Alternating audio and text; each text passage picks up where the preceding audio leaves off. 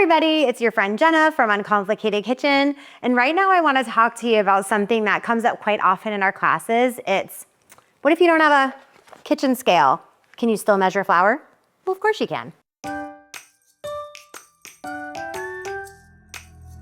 So if you don't want cookies that are like hockey pucks, bread that is so hard that you can't slice it, or pancakes that are anything but fluffy, we can measure by volume the right way.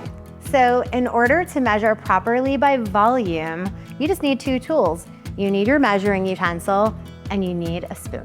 So the mistake that people often make is they see their flour, they've got their measuring tool, and what they wanna do is dig right in, and then they want to use something to level it off.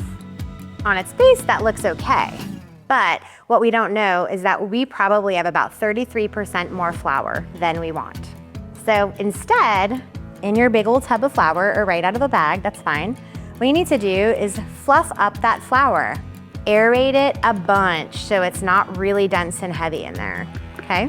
Then the next thing that you need to do is gently pour into your measuring cup. And I give it a little shimmy. So there you have it, 1 cup of flour measured by volume, the right way.